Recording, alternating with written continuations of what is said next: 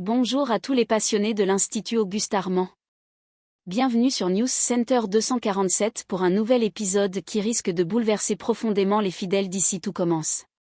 Aujourd'hui, on plonge ensemble dans l'épisode 1181, diffusé en avance ce jeudi 22 mai 2025, et autant vous dire que les cœurs vont être mis à rude épreuve. Marc Leroy est renvoyé. Oui, vous avez bien entendu. Malgré le soutien de Tessier, malgré les vérités douloureuses révélées par Jim, malgré les larmes contenues de Rose, le couperet tombe. Marc s'effondre en silence, sans livrer la vérité sur Paul.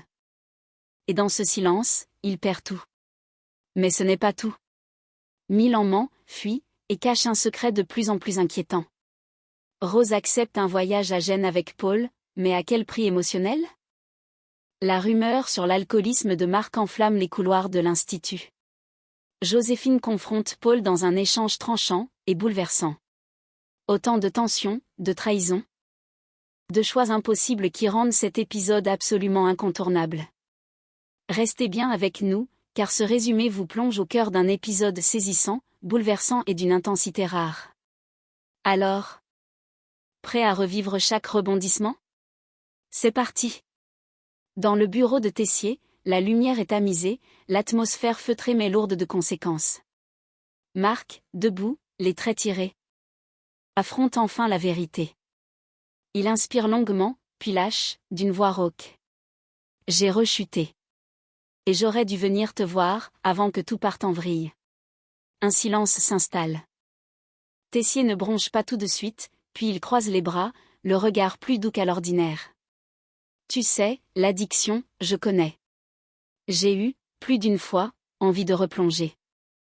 J'ai juste eu la chance d'avoir quelqu'un pour me rattraper à temps. Marc baisse les yeux, ému.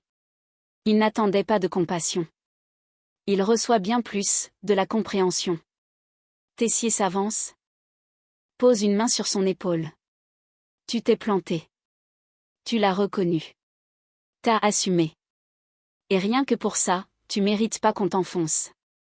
Puis, il reprend, plus sérieux. Un conseil de direction extraordinaire va avoir lieu. T'as déclenché une alerte, Marc. C'est inévitable. Marc hoche la tête, résigné. Mais Tessier le regarde droit dans les yeux. Quoi qu'il décide, pour moi, tu resteras un super prof. L'un des meilleurs. Et tu auras toujours ta place ici. Tant que je dirigerai cet institut, tu seras chez toi. Marc retient son émotion, touché jusqu'au cœur. Car dans ce moment suspendu, ce n'est pas le chef qui parle. C'est l'ami. Le frère d'armes. L'homme qui connaît la faille. Mais ne lâche pas celui qui lutte.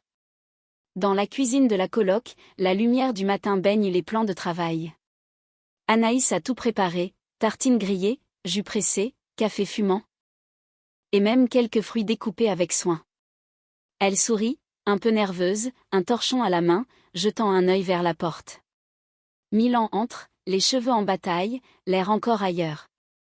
Il hoche à peine la tête, attrape machinalement un mug sans même remarquer le soin qu'elle a mis dans la table dressée. Je te laisse un café, il est encore chaud, dit Anaïs doucement. Dans un souffle tendre. Mais Milan ne répond pas tout de suite. Il regarde l'heure, puis détourne les yeux vers la fenêtre. Écoute, je vais pas pouvoir rester. J'ai un entretien à Nîmes. Pour un stage d'été. Anaïs relève la tête, surprise. Ah, t'en avais pas parlé. Milan esquive son regard, baisse les yeux sur son téléphone. C'est tombé hier soir. Un truc de dernière minute. Elle hoche la tête, sourit malgré elle. Ok. Bon, bonne chance alors. Il lui adresse un baiser sur la joue, un peu expédié. Puis il attrape ses affaires et s'éclipse, comme un courant d'air. Anaïs reste seule devant la table. Tout est encore chaud, tout est prêt. Mais l'instant qu'elle voulait partager n'a pas eu lieu. Et dans ce petit matin ordinaire, quelque chose s'est déplacé. Discrètement. Mais irrémédiablement. Dans un bureau baigné d'une lumière douce, Paul est assis face à Rose. Une tablette entre les mains. Mais avant de lui montrer quoi que ce soit, il aborde doucement ce qui brûle encore toutes les lèvres. T'as vraiment rien remarqué? Pour Marc, l'alcool? Rose lève les yeux, lasse, presque blessée. Non. Et c'est ça qui me tue. Il m'a menti droit dans les yeux. Et il a laissé son propre fils encaisser pour lui. Un silence glisse entre eux. Paul hoche lentement la tête, solennel, sans jubilation. Puis il ouvre sa tablette et lance une vidéo, une bande-annonce dynamique, rythmée, mettant en valeur le projet numérique de l'Institut. C'est clair, précis, séduisant. Le genre de support qui parle aux investisseurs. Je veux que tu viennes avec moi à Gênes, pour le présenter. Il y aura tous les gros noms. C'est une opportunité à ne pas rater. Rose le regarde, méfiante. Paul. Il lève la main aussitôt. Ce sera un voyage d'affaires. Juste ça. Je te le promets. Il n'y aura aucune ambiguïté. Il la fixe, avec cette intensité contenue qu'elle connaît trop bien. Tu représentes ce projet autant que moi. Et je veux que tu sois là. Elle ne répond pas tout de suite. Parce qu'au fond d'elle, elle sait que ce n'est pas la proposition qui la trouble, mais la part de Paul qu'elle n'arrive toujours pas à cerner. Et alors qu'il lui répète, presque comme un serment. Il n'y aura que du business. Elle devine que le voyage à Gênes ne sera pas si simple. Ni pour lui. Ni pour elle. Dans un coin du parc, à l'ombre d'un olivier, Matteo parle d'un ton passionné. Il enchaîne les anecdotes sur les peintres néerlandais, la prononciation exacte de Van Gogh en néerlandais guttural, les influences post-impressionnistes sur la gastronomie contemporaine. Jude écoute, poli au début, puis de plus en plus crispé. Gary, lui, lève les yeux au ciel discrètement, marmonnant. On est venu parler d'art ou de phonétique, là. Mais Matteo, emporté, ne s'en rend pas compte. Jusqu'à ce que Jude lâche un soupir et se lève. Ok, on fait une pause. Parce que là. Matteo, t'en fais trop. Un silence embarrassé s'installe. Matteo semble piqué. Il regarde Jude partir quelques pas plus loin, puis le rejoint, tête basse. Je voulais pas te saouler? C'est juste que. Il sort de son sac un carnet noir, usé, bardé de post-it colorés. J'ai fait ça.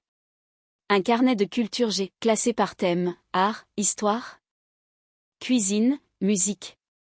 Tout ce que je connais pas. Tout ce que j'ai jamais osé avouer que je savais pas. Jude le regarde, surpris. T'as fait tout ça, pourquoi? Parce que je complexe. J'ai toujours l'impression d'être celui qui a une casserole de retard. Alors je bosse. Je retiens. Je déballe. Comme un robot. Il marque une pause, puis sourit timidement. Je me suis dit, si t'as envie, on pourrait le finir ensemble. Un silence doux. Jude observe le carnet, puis relève les yeux vers lui, plus tendre. Tu sais. T'as pas besoin de ça pour m'impressionner. Matteo rougit légèrement, et cette fois, il se tait. Parce qu'il vient enfin de comprendre que ce qui touche, chez lui. Ce n'est pas ce qu'il sait, mais ce qu'il ose montrer de vrai. Dans le calme feutré d'un bureau inondé d'une lumière douce, Paul est assis, parfaitement à l'aise, une tablette posée devant lui. Rose se tient en face, un peu en retrait, le regard encore flou, comme absorbé par tout ce qui vient de se passer ces derniers jours. Paul brise le silence, à voix basse. Tu veux dire que t'as vraiment rien vu? Pour Marc, pour l'alcool? Rose relève lentement la tête. Il n'y a ni colère ni surprise dans ses yeux. Juste une profonde lassitude. Non. Rien. Et c'est peut-être ce qui me fait le plus mal. Il m'a regardé droit dans les yeux, et il a nié. Il a laissé Jim prendre sur lui. Sans rien dire. Elle marque une pause. Sa voix est posée. Mais chaque mot semble la brûler. J'étais là, et j'ai rien vu. Paul acquiesce lentement, sans satisfaction, sans fierté. Il garde le silence un instant, puis allume sa tablette. Il lance une vidéo de présentation, une bande-annonce rythmée, brillante, parfaitement calibrée. Le projet numérique de l'Institut s'y dévoile en images nettes, en slogans percutants. En promesses d'avenir. J'ai préparé ça pour Gênes. Les investisseurs seront là, les décideurs. C'est une chance à ne pas rater. Il pose la tablette, puis plonge ses yeux dans ceux de Rose. Et je veux que tu viennes avec moi. Rose fronce les sourcils, légèrement sur la défensive. Paul. Mais il l'interrompt aussitôt, d'un geste doux mais ferme. Non. C'est un voyage d'affaires, rien de plus. Je te le promets. Il n'y aura aucune ambiguïté. Il parle lentement, avec ce ton mesuré qu'il utilise toujours quand il veut la convaincre. Tu fais partie de ce projet. Tu as porté son ADN avec moi. Tu mérites d'en défendre les couleurs, devant eux. Elle le regarde, troublée. Pas par la proposition. Par l'homme qui la lui fait. Par cette dualité en lui, ce mélange d'assurance et de zone d'ombre qu'elle n'a jamais su totalement apprivoiser. Il sent son hésitation, alors il insiste, presque en murmurant. Ce sera uniquement du business. Je te le répète. Mais elle sent, dans cette répétition même, le poids de tout ce qui n'est pas dit. Et au fond d'elle, Rose sait déjà. Ce voyage à Gênes ne sera pas un simple déplacement professionnel. Parce que les blessures ne sont pas refermées. Parce que les sentiments, eux, n'ont jamais été rangés dans des dossiers bien classés. En fin d'après-midi, dans les rues tranquilles de Calvière, Amy marche d'un pas léger, un sachet de viennoiserie à la main. Mais au détour d'un virage, elle s'arrête net. De l'autre côté de la place, elle aperçoit Milan. Il jette un coup d'œil rapide autour de lui, l'air pressé, un bonnet enfoncé sur la tête. Puis, il monte à l'arrière d'une voiture sombre, qui démarre presque aussitôt. Amy reste figée. Une seule chose lui vient à l'esprit. Mais, il n'était pas censé être à Nîmes, pour son entretien de stage? Plus tard, à la coloc, Amy raconte la scène à Billy, encore troublé. Je l'ai vu. En plein centre. Il faisait comme s'il regardait une vitrine, mais en vrai, il vérifiait que personne le voyait. Billy lève un sourcil. T'es sûr que c'était lui? Je le connais, Billy. C'était Milan. Et il avait pas du tout l'air de quelqu'un qui part à un entretien. Il était nerveux. Il montait pas dans un bus pour un stage, mais dans une voiture qui avait tout l'air d'attendre, discrètement. Billy fronce les sourcils, intrigué. Tu crois qu'il te cache quelque chose? Amy hoche lentement la tête. J'en suis même de plus en plus certaine. Et dans son regard, un doute s'est installé. Léger encore, mais assez profond pour ne plus disparaître. Quel secret Milan cherche-t-il à dissimuler? Dans la salle de cours, l'ambiance est électrique. Un bruit s'est propagé en quelques heures à peine, comme une traînée de poudre. Marc Leroy aurait blessé Suleiman en cuisine, parce qu'il était ivre. Et c'est Carla qui, la première, a lâché la bombe. Je dis pas que c'est officiel, mais y a des gens qui savent très bien ce qu'ils ont vu ce jour-là. Et franchement, y a pas de fumée sans feu. Quelques élèves se figent. D'autres échangent des regards, entre choc, malaise et excitation malsaine. Jim, lui, explose. Il se lève d'un bond. T'as pas honte? Tu sais rien, Carla? Rien du tout. Bah écoute. Si ton père fout le feu aux cuisines, faut peut-être arrêter de jouer les héros, non? L'ambiance devient glaciale.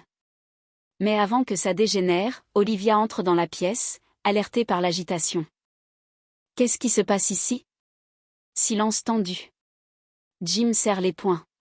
Carla croise les bras, faussement innocente. Olivia balaie la salle du regard.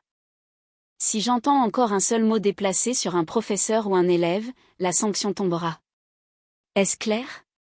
Tout le monde baisse les yeux. Mais le mal est fait. Et la rumeur, elle, ne s'arrêtera pas là. Pendant ce temps, à la coloc, Anaïs discute avec Billy et Amy, visiblement préoccupés. Je sais pas ce qui se passe avec Milan, mais depuis quelques jours, c'est pas lui. Billy fronce les sourcils. Il est bizarre comment? Distant. Distrait. Il trouve toujours une excuse pour qu'on ne passe pas de temps ensemble. Ce matin, j'avais préparé un petit-déj, il est parti en disant qu'il avait un entretien à Nîmes. Et finalement, Amy l'a vu à Calvière. Amy opine, toujours troublé. Il regardait autour de lui comme s'il ne voulait pas être vu. Anaïs soupire. J'ai l'impression qu'il me cache quelque chose. Et qu'il fait tout pour éviter que je le découvre.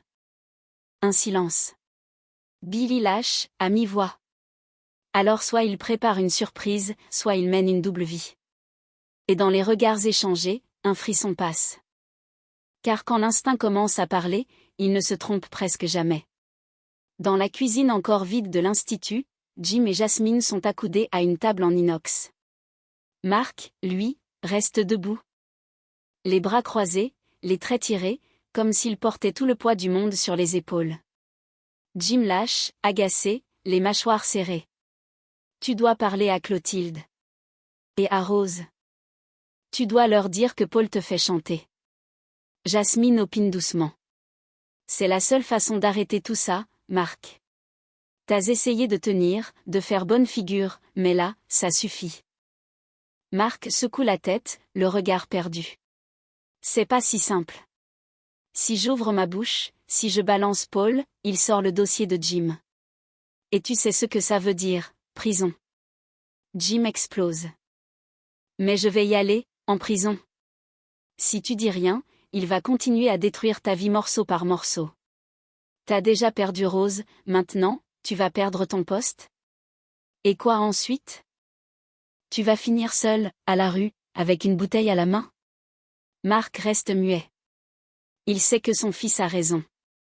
Il le sait depuis longtemps. Mais le piège est parfait. Jasmine s'avance, plus douce, mais ferme. Paul sait exactement où frapper. Il t'a isolé. Il t'a poussé à craquer. Et maintenant il t'a sous contrôle. Mais si tu dis rien, il gagne. Mark serre les poings. Si je le dénonce, je sacrifie mon fils. Si je me tais, je me sacrifie moi-même. Jim plante son regard dans celui de son père. Alors fais le bon choix. Parce que moi, j'ai plus envie de te voir t'écrouler en silence. Et dans ce face-à-face brûlant de tension, Mark comprend que son silence n'est plus une protection, c'est une lente autodestruction. Et peut-être que pour sauver ce qu'il lui reste, il va enfin falloir tout risquer. Dans la cour intérieure de l'Institut, Paul s'approche d'un pas léger, 2 cafés à la main. Il tend l'un des gobelets à Joséphine, qui le fixe avec un demi-sourire en coin. Qu'est-ce que c'est? Une tentative de corruption matinale? Paul esquisse un rire. Non. Juste un geste de paix. J'aimerais qu'on arrête de se chamailler, toi et moi. Mais Joséphine ne se laisse pas berner. Elle plante ses yeux dans ceux de son oncle. Tu veux vraiment te réconcilier avec moi? Alors commence par une chose, empêche Mark de se faire virer. Tu as le pouvoir de le faire. Sers-toi de ton influence pour une fois, autrement que pour tout manipuler. Paul marque une pause. Il boit une gorgée de café. Il n'élude pas. Tu sais très bien pourquoi je fais tout ça. Oui. Pour gagner, comme toujours. Joséphine lève son gobelet, l'air ironique. Tes méthodes, Paul, ce sont celles d'un requin. Tu rôdes, tu t'approches doucement. Et quand ta cible est affaiblie, tu frappes. Paul sourit, mais son regard se fait plus grave. Je te l'ai déjà dit. Je ne vois pas mon avenir sans Rose. Je suis prêt à tout, pour qu'elle redevienne mienne. Joséphine secoue la tête, mi-écœurée, mi-triste. Mais à quel prix? Combien de vies tu comptes abîmer pour te sentir aimé? Paul ne répond pas. Il baisse les yeux. Mais dans son silence, on entend tout, l'obsession, la solitude, la détermination. Et Joséphine le sait, face à un homme qui confond amour et conquête. La vérité seule ne suffira peut-être pas à l'arrêter. Dans un coin reculé du parc, Paul tend une enveloppe à Joséphine. À l'intérieur, le dossier de candidature officielle à l'Institut Auguste Armand, soigneusement rempli à son nom, et un chèque couvrant l'intégralité des frais de scolarité. C'est pour toi. Si tu veux vraiment tenter ta chance ici, tu n'as plus aucune barrière. Joséphine baisse les yeux sur les documents, partagés entre colère et émotion. Tu penses vraiment que l'argent peut tout réparer? Non, répond Paul doucement. Mais il peut au moins te donner les moyens d'avancer. Comme toi, j'ai été seule face à mes choix. J'aurais aimé qu'on m'aide à ce moment-là. Elle serre le dossier contre elle, en silence. Car au fond, elle sait que ce geste, malgré tout, n'est pas entièrement intéressé. Il y a aussi du regret. Et un besoin désespéré de rattraper quelque chose. Ou quelqu'un. Pendant ce temps, dans une salle isolée de l'Institut, Clotilde et Carla convoquent Jim. L'ambiance est lourde, solennelle. Clotilde, grave. Nous avons longuement discuté. Et, nous allons voter en faveur du renvoi de Mark. Carla, droite. Ce n'est pas une sanction. C'est une mesure de sécurité. Il a besoin de soins, de repos. Ce qu'il traverse est trop grave. Pour lui. Pour vous tous. Jim serre les poings, les yeux brillants. Vous savez pourquoi il a craqué? Pourquoi il est tombé si bas? Les deux femmes échangent un regard. Clotilde murmure. On imagine bien que c'est compliqué, mais ça ne change rien à notre responsabilité. Alors Jim lâche tout. Sa voix tremble. Il était victime de chantage. Depuis des semaines. Par Paul Garnier. Il lui a mis la pression pour qu'il quitte Rose, pour qu'il perde pied. Et Mark s'est laissé faire parce qu'il voulait me protéger. Paul tenait un dossier sur moi, sur ma désertion. Il lui a fait croire qu'il pouvait me faire tomber. Un silence foudroyant. Clotilde blêmit. Carla est figée. Il n'a rien dit pour ne pas me sacrifier. Et vous, vous êtes sur le point de le jeter dehors. Jim les fixe, droit. Alors maintenant, vous savez. À vous de décider si vous voulez vraiment laisser Paul gagner. Et dans le silence qui suit, la décision qui semblait déjà prise se fissure sous le poids de la vérité. Car ce n'est plus seulement le destin d'un professeur qui est en jeu, mais celui d'un homme. D'un père, et d'un combat contre l'injustice. À la colloque, la nuit tombe doucement, et l'ambiance est tiède, presque normale. Anaïs, téléphone en main, fixe encore l'écran. Amy et Billy l'observent du coin de l'œil, installé sur le canapé avec un paquet de pop-corn déjà ouvert. Il m'a dit qu'il restait dîner à Nîmes, souffle Anaïs, l'air ailleurs. Que son entretien s'est éternisé et qu'il dort là-bas. Billy échange un regard avec Amy. Et toi, tu le crois? Anaïs secoue la tête, un sourire forcé sur les lèvres. J'ai envie. Ouais. Mais je sens que quelque chose cloche. Il est distant, évasif. Il m'évite. Même ses messages, je les reconnais plus. Amy prend la parole, plus ferme. Il te ment. On le sait toutes les trois.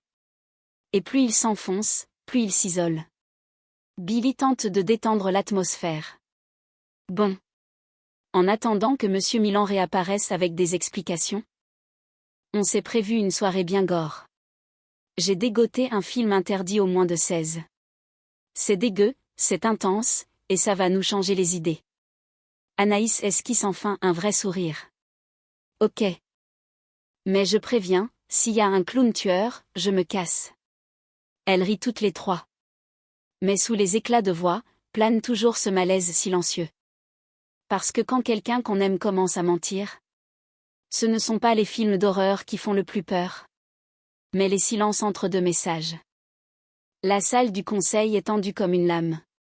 Les visages sont graves, les regards parfois fuyants. Mark est debout au centre, le dos droit. Mais le visage marqué par la fatigue et le poids de ce qu'il s'apprête à vivre. Autour de la table, les membres du corps enseignant, rassemblés en conseil extraordinaire. Rose se lève. Le regard rivé sur lui. Tu vas vraiment laisser Jim porter ça seul? Il a tout raconté, Mark. Le chantage de Paul, ton silence, ta peur. Et toi, tu continues à te taire?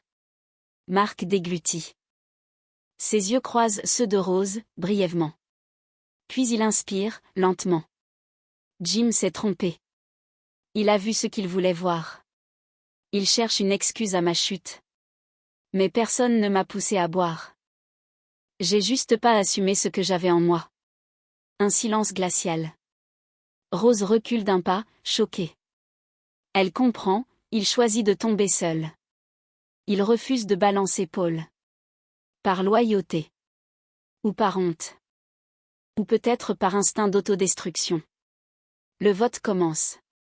Olivia, les bras croisés, tranche d'un ton calme. Je vote contre le renvoi. Marc est malade. Il a besoin de soutien? Pas d'exclusion. Tessier, droit, le regard sombre mais loyal. Contre également. Il est mon ami. Et malgré tout, un prof exceptionnel. Puis vient le tour des autres. Clotilde, rigide. Pour le renvoi. Il est un danger pour lui-même et pour les élèves.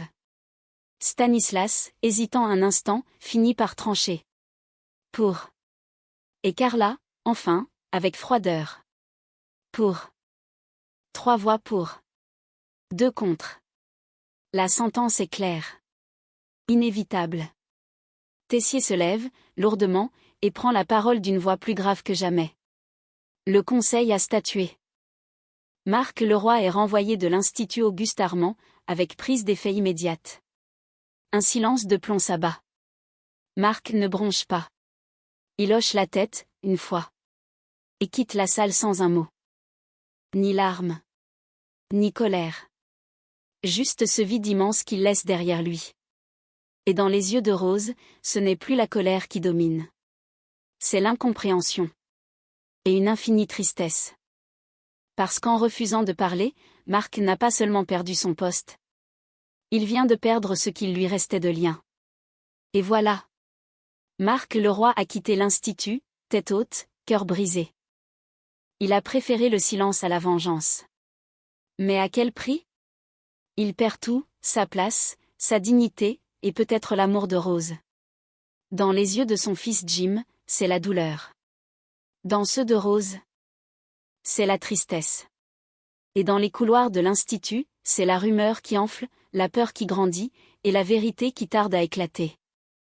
Milan cache-t-il un secret dangereux? Paul manipule-t-il Rose vers une nouvelle chute? Et Marc, refera-t-il surface? Ou est-ce le début d'une lente descente aux enfers? Dites-nous en commentaire ce que vous avez ressenti. Pensez à liker, partager, et surtout à vous abonner pour ne manquer aucun rebondissement. L'histoire ne fait que commencer. À très vite sur News Center 247.